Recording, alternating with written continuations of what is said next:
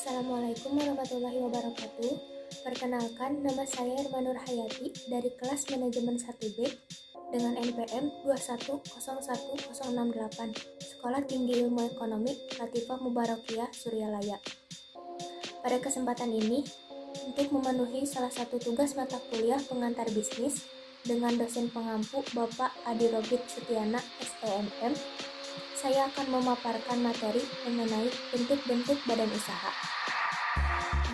Apa sih perusahaan itu? Perusahaan adalah suatu unit kegiatan produksi yang mengolah sumber-sumber ekonomi untuk menyediakan barang dan jasa bagi masyarakat dan mendistribusikannya, serta melakukan upaya-upaya lain dengan tujuan untuk memperoleh keuntungan dan memuaskan kebutuhan masyarakat. Terdapat 6 bentuk-bentuk badan usaha, yaitu yang pertama usaha perseorangan, yang kedua firma, yang ketiga perseroan komanditer atau CV, yang keempat perseroan terbatas atau PT, yang kelima koperasi, dan yang keenam BUMN. Yang pertama ada perusahaan perseorangan.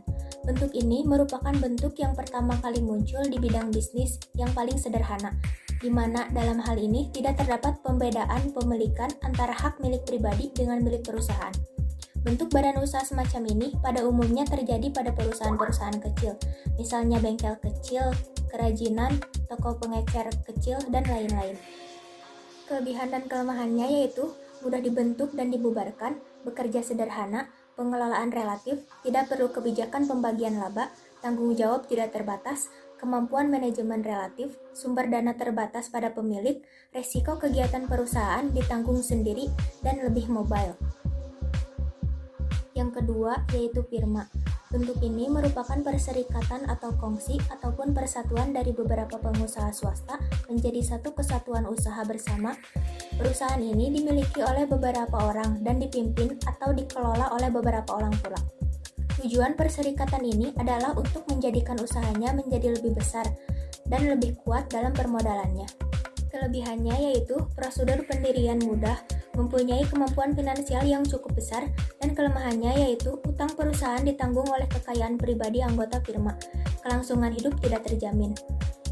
Perseroan komanditer atau CV, yaitu persekutuan yang didirikan oleh beberapa orang atau sekutu yang menyerahkan dan mempercayakan uangnya dipakai dalam persekutuan. Bentuk ini banyak dilakukan untuk mempertahankan kebaikan-kebaikan dari bentuk perseorangan yang memberikan kebebasan dan penguasaan penuh bagi pemiliknya atas keuntungan yang diperoleh oleh perusahaan. Kelebihan dan kelemahan dari CV. Kelebihannya yaitu modal lebih banyak, memperoleh kredit lebih besar, kesempatan untuk berkembang relatif lebih besar, dan kelemahannya yaitu tanggung jawab tidak terbatas, kelangsungan hidup kurang terjamin, relatif sulit menarik kembalinya investasi. Perseroan terbatas atau PT, yaitu suatu badan usaha yang mempunyai kekayaan, hak serta kewajiban sendiri yang terpisah dari kekayaan hak serta kewajiban para pendiri maupun para pemilik. Bentuk ini memberikan kesempatan kepada masyarakat luas untuk menyertakan modalnya ke dalam bisnis tersebut dengan cara membeli saham yang dikeluarkan oleh perusahaan itu. Dengan membeli saham suatu perusahaan, masyarakat akan menjadi ikut serta memiliki perusahaan itu, atau dengan kata lain mereka menjadi pemilik perusahaan tersebut. Kelebihan dari PT yaitu penggunaan manajer yang profesional, memiliki masa hidup yang terbatas, kemampuan memperoleh modal yang sangat luas, dan pemisahan kekayaan dan utang-utang pemilik dengan kekayaan dan utang-utang perusahaan. Koperasi, yaitu suatu bentuk badan usaha yang beranggotakan orang-orang atau badan hukum koperasi yang melandaskan kegiatannya pada prinsip koperasi sekaligus sebagai gerakan ekonomi rakyat yang berdasar atas azas kekeluargaan. Prinsip koperasi, yaitu keanggotaan bersifat sukarela. Pengelolaan dilakukan secara demokratis, pembagian sisa hasil usaha dilakukan berdasarkan jasa masing-masing anggota.